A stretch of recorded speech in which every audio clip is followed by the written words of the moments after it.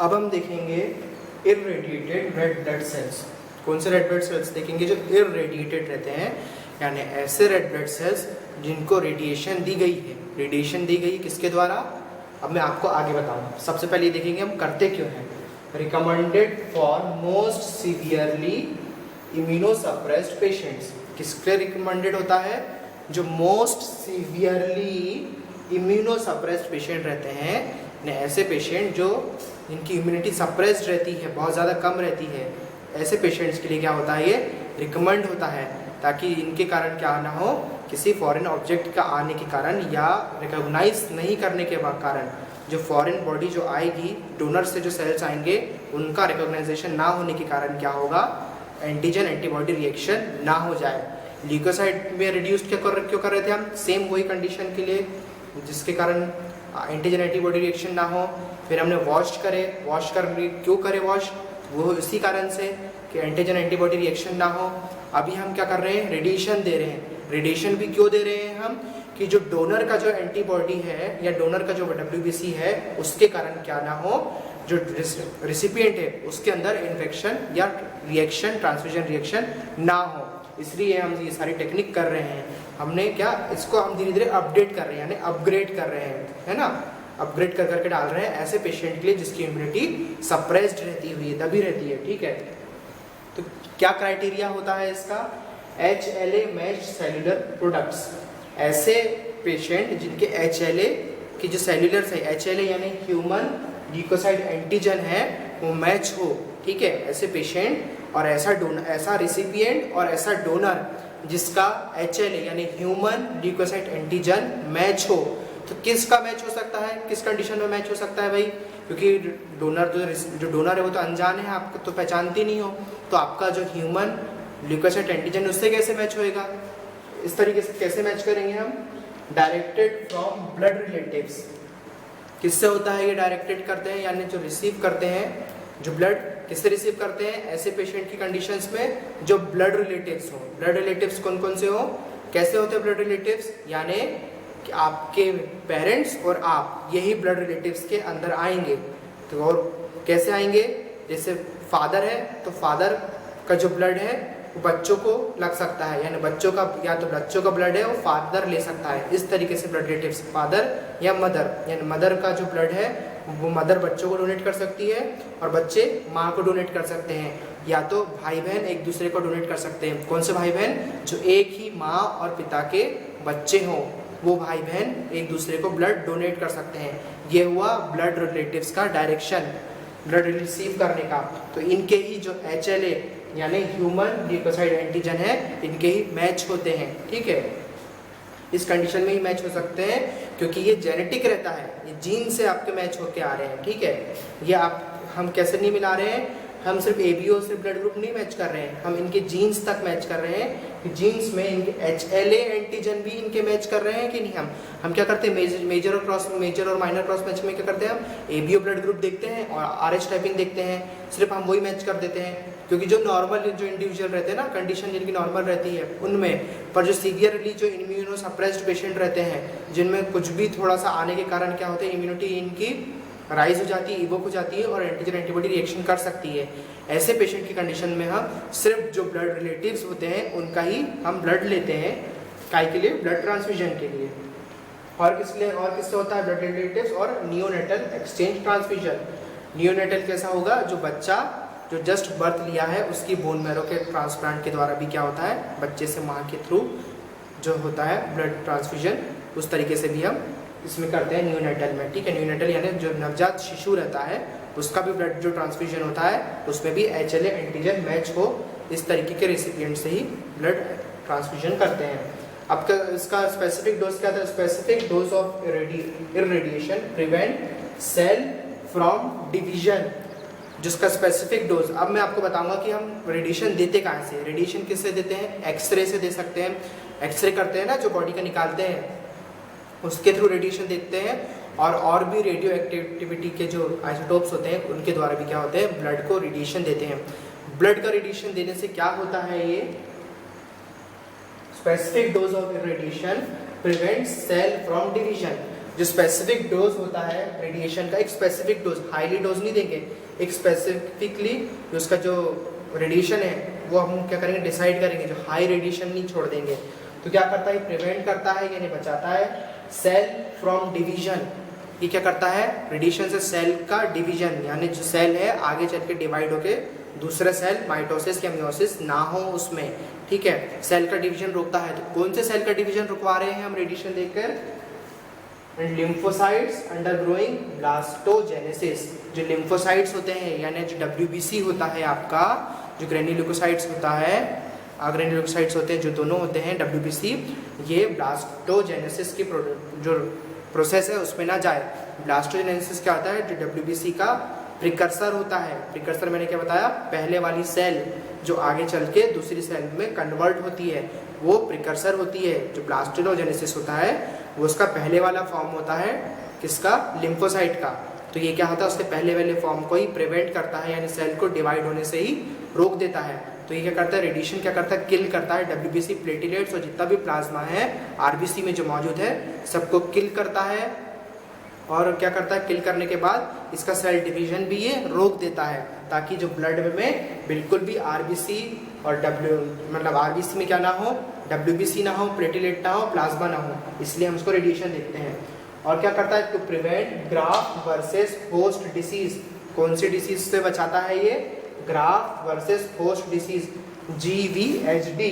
GVHD क्या होती है, वो डिसीज होती है जो डोनर से रेसिपिएंट जो ब्लड रिसीव करता है उसमें ट्रांसफ्यूज होती है, यानी जो डोनर है, डोनर के ब्लड से रेसिपिएंट के ब्लड में जाने के बाद उसकी एंटीजन एंटीबॉडी दोनों से क्लैश ना हो, यानी आपस में लड़ाई ना करे।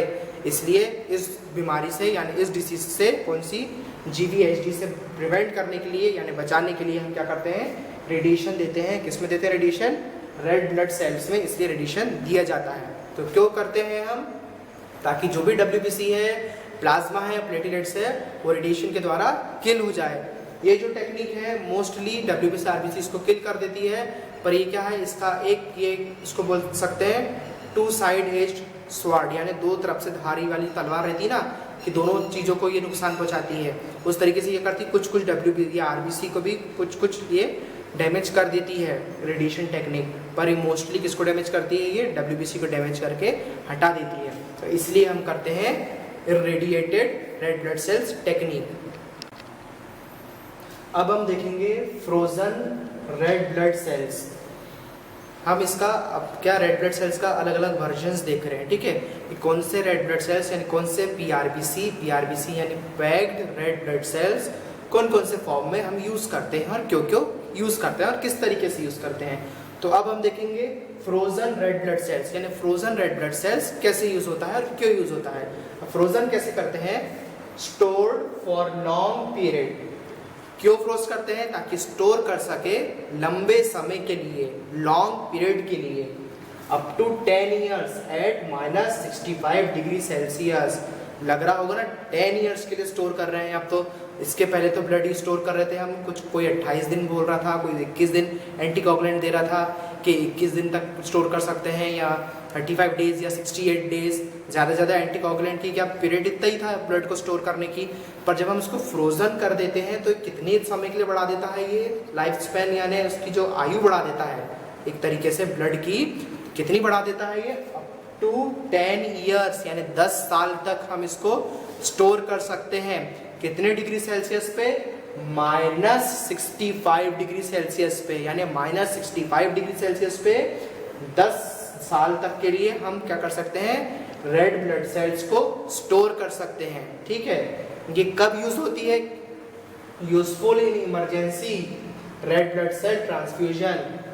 कब यूजफुल होती है, जब इमरजेंसी हो, यानी कि फ्रेश जो सेल है, फ्रेश ब्लड सेल है, हमको नहीं मिल रहा है, जैसे कि हो गया O नेगेटिव हो गया, O नेगेटिव ब्लड बहुत रेयर होता है, मिलता नहीं है, और इस तरीके का HLA मैच ना हो, किसी का HLA एंटीजन मैच ना हो, ठीक है। इस तरीके के जो रेड ब्लड सेल्स का ट्रांसफ्यूजन होता है ये हाईली इम्यूनो सप्रेस्ड हो, और उसके लिए वैसा वाला क्राइटेरिया का ब्लड नहीं मिल रहा है और हमारे पास फ्रोजन में रखा हुआ है अगर, तो हम उस समय यूज़ कर सकते हैं जो मोस्टली इमरजेंसी हो, जैसे कि बहुत दूर एरिया में किसी का एक्सीडेंट हो गया है, ब्लड लॉस हो गया है, और उसका ऐसा रेयर ब्लड है जैसे ओ नेगेटिव है, और ओ नेगेटिव उस ब्लड बैंक वहाँ के एरिया में ब्लड बैंक में ओ नेगेटिव है, पर कौन सा है, फ्रोजन कंडीशन में है, फ्रेशली हमारे पास समय नहीं है, अगर हमने आधे घंटे के अंदर उसको ब्लड नहीं चढ़ाया तो पेशेंट की मौत हो सकती है, और उस समय में हमको ओ नेगेटिव तो मिलेगा नहीं, ब्लड बैंक में भी मौजूद नहीं है, पर अगर फ्रोजन में मौजूद है तो उस कंडीशन में इमरजेंसी के समय हम क्या कर सकते हैं, frozen red blood sales use कर सकते हैं, क्योंकि ये क्या होता है, खराब नहीं होता है, कितने समय तक, 10 साल तक हम इसको -65 डिग्री सेल्सियस पे हम इसको स्टोर करके रख सकते हैं। ठीक है, अब स्टोर में करने के समय क्या क्या इसमें मिलाते हैं, 40% ग्लिसरॉल होता है, क्या होता है, 40% glycerol can be used to prepare red cell for freezing. क्या करते हैं, 40% ग्लिसरॉल यूज होता है, can be used to prepare red cell for freezing, red cell को फ्रीज करने के लिए 40% लिक्विड ग्लिसरॉल यूज करते हैं। ठीक है, ये क्या करता है, क्या इसके बाद क्या प्रोसेस होती है, फ्रीजिंग करने के पहले हम क्या प्रोसेस करते हैं, फ्रीजिंग करने के पहले हम क्या करते हैं, agglomerisation method is used, agglomeration method use होती है। क्या एग्लोमेरेशन मेथड क्या होती है, मैं आपको बताऊंगा, low ionic strength solution from large clumps. इसमें क्या होता है, एग्लोमेरेशन मेथड ऐसी होती है कि एग्लोमेरेट यानी क्लम्प्स बनाना। कैसे क्लम्प्स बनाता है, एग्लोमेरेशन में क्या होता है, स्टोर करने के पहले हम क्या करते हैं, जो एक तो सेल्स रहती हैं जो पुरानी होती है ब्लड में, और एक सेल्स होती है जो नई होती है, यानी नई न्यूली फॉर्म होती है ना। आरबीसी का लाइफ स्पेन कितना होता है, 120 डेज का होता है ना। इसमें भी क्या होता है, कुछ कुछ सेल्स होती हैं जिसका 60 डेज के लिए होता है, किसी का 50 डेज के लिए होता है ना, जिसमें लाइफ स्पेन बचा है। अब जैसे कोई आरबीसी है, तो जैसे कोई आरबीसी नई बन के आई, अभी नई आई है, तो इसका है 120 डेज का लाइफ स्पेन। ठीक है, अब कोई ऐसी आरबीसी है जो पहले से बन के आपकी बॉडी में आ गई है, तो इसका कितना बचा है, ये आरबीसी है, तो इसको अब 20 डेज में, अब इसको कितने दिन बचे हैं कंप्लीट होने में, इसको 50 दिन बचे हैं, और 50 दिन बाद इसका लाइफ स्पेन कंप्लीट हो जाएगा और ये डीजनरेट हो जाएगी, यानी खत्म हो जाएगी। तो ऐसी जो पुरानी जो ओल्ड आरबीसी है, ऐसी आरबीसी को रिमूव करने के लिए हम क्या करते हैं, एग्लोमेरेशन मेथड यूज करते हैं। इसमें क्या होता है, जो लो आयोनिक सॉल्यूशन क्रिएट करते हैं, तो ये क्या करते हैं, जो लो आयोनिक होती है, यानी जो आयोनिक लो आयोनिक कैसी होगी, जो यंगर होगी वो लो आयोनिक होगी, तो यंगर जो आरबीसी रहती है वो इससे क्या होती है, अटैच होके नीचे बॉटम में सस्पेंड हो जाती है। एग्लोमेरेशन मेथड में क्या होता है, low ionic strength solution form large clumps. जो लो आयोनिक स्ट्रेंथ सॉल्यूशन है वो क्या बनाता है, बड़े बड़े क्लम्प्स बनाता है, blood clumps and sink to bottom of blood bag. ये क्या होता है, जो लो आयोनिक स्ट्रेंथ सॉल्यूशन होता है वो बड़े बड़े क्लम्प बनाकर, भारी भारी क्लम्प बनाकर बॉटम में जो है आरबीसी, जो यंगर आरबीसी है, नीचे यानी सतह में सस्पेंड हो जाती है, नीचे में सिंक में बॉटम में जाके रुक जाती है, एग्लोमेरेट हो जाती है, यानी नीचे दब जाती है, क्लम्प्स बना लेती है। फिर क्या होता है, cells are stored under freezing condition. फिर सेल को स्टोर करते हैं अंडर फ्रीजिंग कंडीशन में, यानी जब उसको स्टोर करेंगे -65 डिग्री सेल्सियस पे। क्यों, कब स्टोर करेंगे, रिमूव करेंगे, रिमूविंग सुपरनेटेंट। जो सुपरनेटेंट में यानी ऊपरी सतह में जो ओल्डर आरबीसी, जो पुरानी आरबीसी है, उसको रिमूव कर देंगे पुरानी आरबीसी को। जो नई जो यंगर आरबीसी है उसको क्या करेंगे, अब हम उसको फ्रीज करेंगे। क्यों फ्रीज करेंगे, इसको फ्रोजन करने के लिए। कब फ्रोजन क्यों यूज करते हैं, इमरजेंसी में हम इसको यूज करते हैं। तो ये था हमारा फ्रोजन आरबीसी के बारे में। फिर क्या, तो क्यों यूज करते हैं, इमरजेंसी के लिए करते हैं। कितने समय तक के लिए कर सकते हैं हम, 10 साल के लिए कर सकते हैं, 65 डिग्री सेल्सियस पे रख सकते हैं, इमरजेंसी में यूज होता है। कैसे फ्रीज करने के लिए यूज करते हैं हम, ग्लिसरॉल यूज करते हैं, 40% ग्लिसरॉल, जो क्या करता है, फ्रीजिंग करने की मदद करता है। इसके बाद हम क्या करते हैं, एग्लोमेरेशन करते हैं। एग्लोमेरेशन क्या होता है, जो ओल्डर आरबीसीज है, ओल्डर आरबीसीज को क्या करता है, रिमूव करने के लिए हम एग्लोमेरेशन मेथड यूज करते हैं। लो आयोनिक सॉल्यूशन बनाते हैं। लो आयोनिक सॉल्यूशन बनाने से क्या होता है, जो यंगर आरबीसी होती है वो नीचे सस्पेंड हो जाती है, सतह में आके जम जाती है, और जो आरबीसी जिनमें लो आयोनिक स्ट्रेंथ नहीं रहती है, जो ओल्डर आरबीसीज है, उसको फिर हम सुपरनेटेंट, ऊपर वाला हिस्सा रिमूव कर देते हैं, और जो नया वाला जो नीचे का हिस्सा है यंगर आरबीसी का, हम इसको स्टोर करते हैं -65 डिग्री सेल्सियस पे। तो ये रहा हमारा फ्रोजन आरबीसी के बारे में आज पूरा व्यू। अब हम देखेंगे नियोसाइट्स के बारे में। ठीक है, इसके पहले हमने देखा फ्रोजन देख लिया, रेड ब्लड सेल्स, और वॉश्ड देख लिया, ल्यूकोसाइट रिड्यूस देख लिया, और अब हम देखेंगे न्यूसाइट। अब हम जो रेड ब्लड सेल्स की हम अब लास्ट सीरीज में है, ठीक है, कि लास्ट सीरीज कौन सी है इसकी, अब न्यूसाइट है। न्यूसाइट क्या होता है? Neocytes are large young red blood cells. Neocytes क्या होते हैं? लार्ज और यंग रेड ब्लड सेल्स होते हैं, जो साइज में बड़े रहते हैं और यंग रहते हैं, जिसमें हीमोग्लोबिन अभी तक फॉर्म नहीं होता है। ये पहले वाली स्टेज है आरबीसी की, ठीक है। इसमें क्या होता है? हीमोग्लोबिन अभी तक फॉर्म नहीं है। आयरन जो लेवल है इसका, हीमोग्लोबिन में क्या होता है? हीमोग्लोबिन यानी आयरन। हीमोग्लोबिन क्या करता है? आयरन प्रोवाइड करता है, जिसके कारण आपका ब्लड कलर रेड रहता है और आपका हीमोग्लोबिन लेवल अच्छा रहता है आरबीसी के अंदर। तो ये आरबीसी की वो स्टेज है जिसमें आरबीसी जो है बड़े साइज की रहती है, रेड ब्लड सेल्स क्या बड़ी साइज की रहती है और यंग रहती है, यानी अभी अभी ये आगे नेक्स्ट स्टेज में जा के बन के एरिथ्रोसाइट स्टेज में अभी आई नहीं है, वो आरबीसी है ये, ठीक है। These are prepared by differential centrifugation। अब आप ये सोच रहे होंगे कि आरबीसी तो ब्लड में आ गई है, तो हम नई कहाँ से लाएंगे, पुरानी कहाँ से लाएंगे, ये कैसे हम पता करेंगे कि कौन सी नई है कौन सी पुरानी है, कैसे सेपरेट करेंगे? एक डिफरेंशियल जो सेंट्रीफ्यूगेशन होता है, यानी डिफरेंशियल यानी अलग अलग करके इसको सेंट्रीफ्यूज किया जाता है। सेंट्रीफ्यूज से क्या होता है? ये अलग अलग हो जाती है। एक 2991 करके एक मशीन होती है, कुछ B29291 करके एक मशीन आती है सेंट्रीफ्यूगेशन की। उसमें क्या होता है? इसको सेंट्रीफ्यूज करते हैं। सेंट्रीफ्यूज करने से क्या होता है? जो नियोसाइट्स है उसको अलग सेपरेट कर देता है, और जो ओल्डर आरबीसी है जो एरिथ्रोसाइट है उसको अलग सेपरेट करता है। तो उससे क्या होता है? जो नियोसाइट वाली स्टेज अलग सेपरेट हो जाती है, और जो ओल्डर जो होती है, जो पुरानी आरबीसी रहती है, वो अलग सेपरेट हो जाती है, ठीक है। तो इस तरीके से हम क्या करते हैं? इसको कल्टीवेशन करते हैं, यानी उसको निकालते हैं, नियोसाइट को यानी यंगर आरबीसी को पुरानी आरबीसी से इस तरीके से हम अलग करके निकालते हैं, ठीक है। यूजफुल इन ट्रीटिंग यंग पेशेंट्स। ये किसमें यूजफुल है? ट्रीट करने के लिए जो यंग पेशेंट्स है, जो नए जो बच्चे हैं ना, उनमें ट्रीट करने के लिए यूजफुल रहती है। विथ सीवियर क्रॉनिक एनीमिया, जिसमें क्या हो? सीवियर क्रॉनिक एनीमिया हो, एनीमिक पेशेंट्स में क्या ट्रीट करने के लिए ये जो कि बच्चे जो यंग पेशेंट्स हैं, ठीक है, उनमें ये यूजफुल रहती है ये टेक्निक। एग्जाम्पल कौन सा एनीमिया हो? जैसे कि थैलेसीमिया, जिसमें क्या है? हीमोग्लोबिन बनना ही रुक जाता है, सिंथेसिस ही नहीं होता हीमोग्लोबिन का। इस तरीके की कंडीशन में, थैलेसीमिया जैसी कंडीशन में कौन सा? नियोसाइट्स का ट्रांसफ्यूजन यूजफुल होता है। और क्या पॉइंट है इसका? Can be used for adult require repeated transfusion. Adult में कौन से अडल्ट में ये यूजफुल है? जो कि जिनको रिक्वायर है, अडल्ट रिक्वायर रिपीटेड ट्रांसफ्यूजन। ऐसे अडल्ट्स जिसमें रिपीटेड यानी लगातार जिनमें ट्रांसफ्यूजन हो रहा है, ऐसे अडल्ट्स में क्या होते हैं? नियोसाइट का हम ट्रांसफ्यूज करते हैं। अब इसका मेन गोल क्या है? क्या पर्पस है नियोसाइट का ट्रांसफ्यूजन का? तो क्या मेन गोल है हमारा नियोसाइट का ट्रांसफ्यूज करने का? Main goal of neocyte transfusion is to prevent iron overload. क्या करता है? प्रिवेंट करता है यानी बचाता है आयरन का ओवरलोड होना।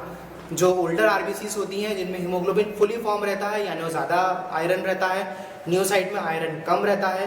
तो इस तरीके से क्या होता है? जब ओल्डर आरबीसीज को अलग करके नियोसाइट को इसलिए निकालते हैं क्योंकि बार बार ट्रांसफ्यूजन से आयरन का ओवरलोड ना हो, क्योंकि नियोसाइट क्या है? यंगर रहता है, आगे चल के धीरे धीरे करके ये क्या होगा? एरिथ्रोसाइट बनेगा, और जो ओल्डर आरबीसीज वो हट जाएंगी। इकट्ठी अगर हम एरिथ्रोसाइट वाली स्टेज में भर देंगे, आरबीसी को भर देंगे, तो आयरन का ओवरलोड हो जाएगा, यानी आयरन का लेवल ज़्यादा बढ़ जाएगा। पेशेंट के लिए ये खतरे में आ जाता है पेशेंट इस तरीके से। तो क्या हो कि पेशेंट में आयरन का ओवरलोड ना हो, इसलिए हम जो नियोसाइट वाली स्टेज है जिसमें आयरन लेवल कम रहता है, हम वो ट्रांसफ्यूज करते हैं, ठीक है। तो क्यों करते हैं नियोसाइट ट्रांसफ्यूज? क्या होता है नियोसाइट? लार्जर यंग आरबीसी होती है ये। प्रिपेयर कैसे करते हैं? डिफरेंशियल सेंट्रीफ्यूगेशन, यानी डिफरेंशियल सेंट्रीफ्यूज जो होता है उसके थ्रू हम इसको सेपरेट करते हैं। किसमें यूजफुल है? यूजफुल इन ट्रीटिंग यंग पेशेंट्स के लिए यूजफुल है, जिसमें क्रॉनिक एनीमिया हो। कौन सा एनीमिया हो? थैलेसीमिया जैसी कंडीशन में इसको ट्रीट करते हैं। Can be use for adult में, किसमें कौन से अडल्ट में यूजफुल रहता है? जिसका रिपीटेड, जिसका लगातार ब्लड ट्रांसफ्यूजन चल रहा है, उस तरीके के पेशेंट में ये यूजफुल होता है। इसका मेन गोल क्या है ट्रांसफ्यूजन का? To prevent iron overload, iron का ओवरलोड ना हो जाए पेशेंट में, इसलिए यूजफुल होता है। तो ये था हमारा आज पूरा क्लास नियोसाइट के बारे में। हमने पूरा फ्रोजन देखा, हमने फ्रोजन आरबीसी देख लिया, हमने और नियोसाइट देख लिया, हमने वॉश्ड आरबीसी देखा, हमने रेडिएटेड आरबीसी देखा। ये सब हमने अब आरबीसी के फॉर्म देखे।